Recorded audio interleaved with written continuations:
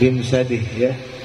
Allah jadikan anak yang soleh, juga Allah jadikan anak yang bertakwa, berbakti kepada kedua orang tua. Besok akan disunat, mudah-mudahan diberikan kemudahan, kelancaran, diberikan kesehatan, dan mudah-mudahan selalu dalam lindungan Allah Subhanahu wa ta'ala. Hadirin jamaah sekalian yang dimuliakan Allah Subhanahu wa ta'ala, khitan ini hukumnya wajib ya. Khitan hukumnya wajib dari zaman Nabi Allah Ibrahim alaihi salam di dalam Al-Quran.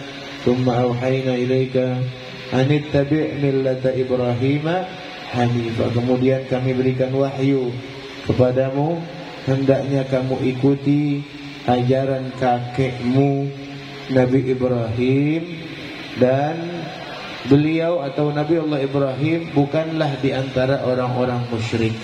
Jadi beliau adalah di antara Rasul Allah Subhanahu wa ta'ala. Terus dari zaman Nabi Allah Ibrahim sampai Nabi kita Muhammad sallallahu alaihi wasallam, disyariatkannya sampai sekarang ini, sampai akhir zaman ajaran Nabi sallallahu alaihi wasallam tetap terpakai ila yaumil qiyamah. Ya, jadi tidak ada dikatakan Al-Quran itu tidak relevan atau Al-Quran itu cuma dipakai sejarah ya di zaman Nabi. Enggak, Al-Quran dipakai dari zaman Nabi sampai hari kiamat. Jadi ajaran Rasul sallallahu alaihi wasallam ya harus dipakai ila yaumil qiyamah, termasuk sunat ini hukumnya wajib, baik laki-laki ataupun perempuan di dalam mazhab Imam Syafi'i. Ya, di dalam mazhab Imam Syafi'i sunat ini mau laki mau perempuan hukumnya wajib.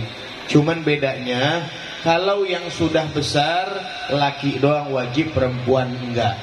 Kalau laki tetap wajib, walaupun umur 50 tahun baru masuk Islam tetap harus disunat. Ya, kalau perempuan enggak. Kalau masih kecil, perempuan hukumnya wajib. Dan beda-beda alasannya. Sunat ini beda-beda alasan. Kalau laki agar selalu bersih dari najis. Karena kalau tidak disunat akan menyimpan air seni di dalam kulubnya. Agar sholatnya itu disahkan di dalam syariat, makanya dipotong. Kalau perempuan disunat itu agar mengurangi dia punya syahwat ya.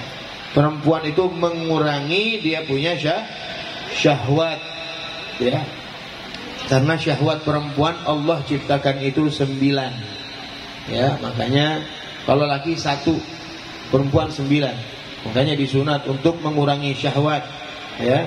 Itu dalam ajaran Islam ya, di dalam ajaran Allah Subhanahu wa ta'ala. Nah, ini para hadirin jamaah sekalian ya. Nah, kemudian waktu paling afdalnya sunat ya, waktu paling afdal, paling baiknya sunat ketika ini anak umur 7 hari sebenarnya ya. Ketika ini anak umur 7 hari lahir, itu waktu paling bagusnya yaumas sabi', yaumas sabi'il wiladati, hari ke-7 setelah melahirkan, setelah dilahirkan ya. Di situ akikah juga, namain juga, berikut disunatin sunnahnya, waktu paling afdalnya. Cuma boleh sampai ya, waktu sunnah ini diperbolehkan sampai baligh. Jadi terserah mau sudah setahun boleh, 2 tahun boleh, 3 tahun boleh, 4 tahun. Tapi kalau sudah baligh sudah harus disunat ya. Jadi nggak boleh lebih dari masa balighnya gitu ya. Jangan kita katakan kesian kalau umur 7 hari itu anak disunat. Enggak. Ajaran Allah, Allah lebih sayang kepada hambanya dibandingkan orang tua sayang sama anak. Dikatakan dalam qasidah, antal hannanu wa arfaqu bi min rifqil walidi bil waladi. Antal hannan, engkaulah ya Allah yang maha penyayang, wa arfaqu bi, dan yang paling lembut kepada aku. min rifqil walidi bil waladi, melebihi dari kelembutan seorang ayah, seorang ibu kepada anaknya. Jadi Allah itu lebih sayang kepada hambanya, ya.